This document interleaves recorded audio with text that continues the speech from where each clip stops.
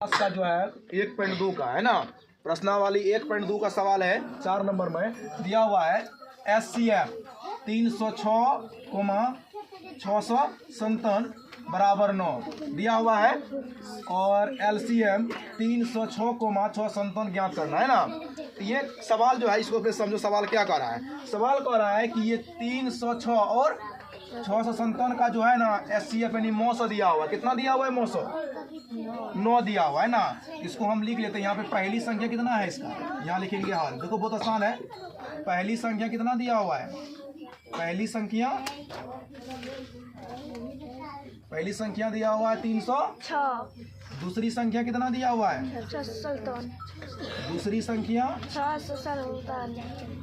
संख्या है 600 और इसका जो SCF कितना दिया हुआ है? SCF यानी 900 है ना, HCF है ना, ये 9 दिया हुआ है, ठीक है। और हमको LCM है ना, यानी कि 900 निकालना है ना। ये नहीं करा निकालने के लिए, यहाँ पे कह रहा है इसका जो है क्या करना है, LCM निकालना है ना। तो LCM का फार्मूला क्या होता है? 900 बराबर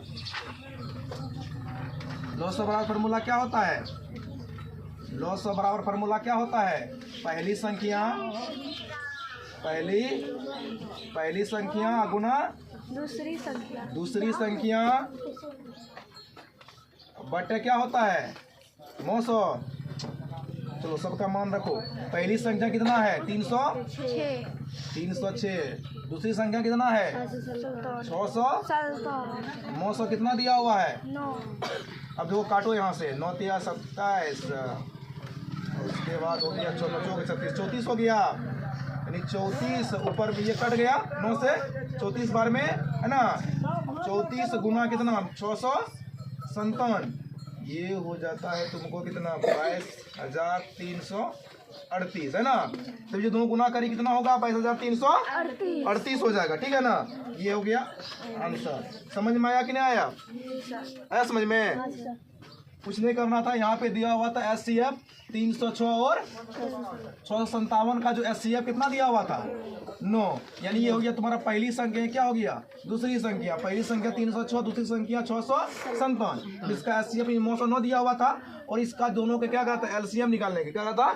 LCM 900 निकालना था। तो 900 का फॉर्मूला होता है पहली संख्या गुना दूसरी संख्या बटे 900। तो क्या किया यहाँ पे? पहली संख्या का मान यहाँ रखे 306 और दूसरी संख्या का 657। 9 से इसको काटे 34 आया कट के। 34 गुना 657 जब करेगी तो हो जाएगा 22,338। ये तुम्हारा क्या निकल गया? LCM है। 900 क्या निकल गया? ये 900 यहाँ लिख भी सकती है। 900 बराबर ऐसे लिख भी सकती है। 900 बराबर 22,338, ठीक है। ये आंसर समझ में आ गया ना।